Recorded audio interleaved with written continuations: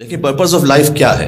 میں کچھ یوتھ سے مخاطب ہوں بالخصوص۔ اللہ تعالیٰ نے جو مخلوقات خلق کی ہیں نا، ان کا مزاج یہ ہے، اللہ نے نظام یہ رکھا ہے کہ آپ نیچر سے کچھ لیتے ہیں اور پھر نیچر کو یا سوسائٹی کو کچھ واپس کرتے ہیں۔ جتنی بھی مخلوقات ہیں، it's just like a factory. اس میں را مٹیریل بھیجتے ہیں اور اس سے کچھ پروڈکٹ کو حاصل کرتے ہیں۔ آپ لکڑی بھیجتے ہیں، اس سے فرنیچر بناتے ہیں۔ آپ آئرن بھیجتے ہیں اور اس سے کچھ مثال کے طور پر مٹیریل حاصل کرتے ہیں۔ اللہ تعالیٰ نے جو مخلوقات خلق کی ہے نا، جو حیوان خلق کیے، جو جانور خلق کیے ہیں، آپ غور کیجئے گا، چکن ہے وہ چھوٹے چھوٹے سے ذرات کو کھا کر، چھوٹے چھوٹے سے دانوں کو کھا کر آپ کو اللہ سبحانہ وتعالیٰ کی جانب سے وہ نیچر سے کچھ لے رہی ہے اور آپ کو کچھ دے بھی رہی ہے۔ اب اگر کوئی فقط ان چھوٹے دانوں کو دیکھے تو کوئی یہ سوچ نہیں سکتا کہ یہ پروسیس ہو کر ایک ایگ کی صورت میں ہمارے سامنے غذائیت سے بھرپور ایک شے سامنے آئے گی۔ تو اللہ تعالیٰ کا ایک نظام ہے کہ آپ نیچر سے کچھ لیتے ہیں اور پھر واپس بھی کرتے ہیں۔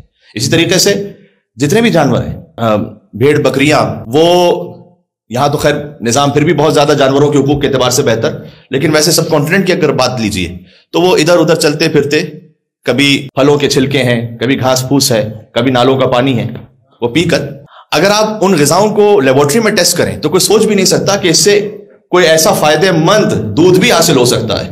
اللہ سبحانہ وتعالیٰ نے قرآن کریم میں اس بات پہ یہ کہا ہے کہ اللہ کی نشانیوں اور آیتوں میں سے ایک آیت یہ ہے کہ اللہ اس جانور کے خون اور گوبر کے درمیان شفا بخش دودھ پیدا کر دیتا ہے۔ آپ دیکھیے گا کہ ویسے وہ غذا، ویسے وہ پانی، وہ تو اس قابل بھی نہیں ہے کہ کوئی پی سکے، لیکن جب اللہ تعالیٰ نے جانور کو ایسا خلق کیا کہ اس نے اس غذا کو لیا اور اس کے بعد ایک شفا بخش ہے آپ کو عطا کی۔ سوال، انسان کیا کر رہا ہے؟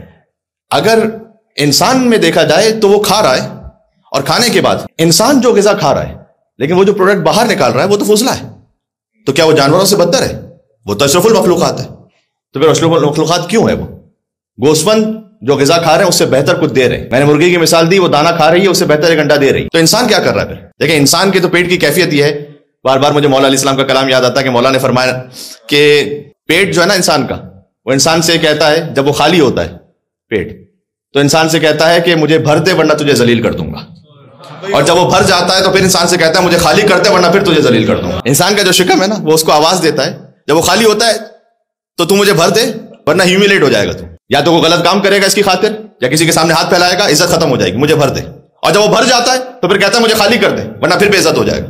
تو یہ انسان کی اوقات ہے، جبکہ اللہ سبحانہ وتعالیٰ نے قرآن میں کہا لقد خلقنا الانسان فی احسن تقویم، ہم نے تو انسان کو احسن تقویم پہ خلق کیا ہے۔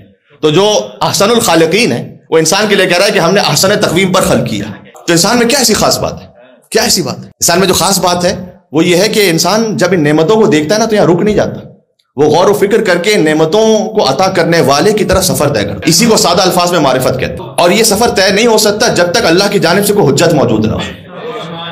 کیوں؟ اس لیے کہ انسان حیوان نقال بھی ہے، یعنی وہ کاپی کرنے والا اینیمل ہے۔ صحیح؟ بچہ جو ہے وہ کون سی زبان کہے گا؟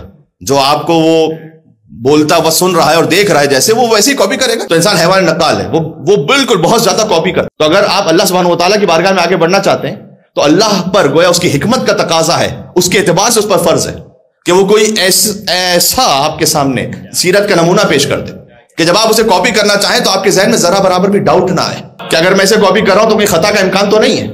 تو اللہ رب العزت کی جانب سے آواز آئے گی کہ نہ صرف خطا کا امکان نہیں بلکہ ترک اولیٰ کا بھی امکان نہیں ہے، ایبسولوٹ معصوم۔ تو جب آپ کسی معصوم کی مجلس سے شہادت میں تجلیل کی خاطر، ان کو تعزیت پیش کرنے کی خاطر تشریف لائیں، اس کا مطلب یہ ہے کہ آپ اپنے مقصد حیات کی طرف ایک قدم بڑھا رہے ہیں۔ یہ بات سمجھ میں آ رہی ہے کتنا اہم ہے شاعر اللہ کو زندہ کرنا، اور کتنا اہم ہے خود اس میں شریک ہونا اور اپنے بچوں کو یہاں پر لے کر آنا۔ تو الحمدللہ ایک تو یہ کہ ان جوانوں اور یوتھ کے لیے بالخصوص کہ جب آپ کسی امام معصوم کا ذکر سن رہے ہیں، اور آج جس امام کی مجلس ہے وہ جوان شہید ہوئے، بچپن میں منصب امامت پر فائز ہو گئے اور جوانی میں شہید ہو گئے۔ گویا آج امام رضا کے علی اکبر کی مجلس ہے، جو کہ 25 سال کے سن میں امام شہید ہوئے، 29 ذی القعدہ 120 ہجری امام کی شہادت ہے۔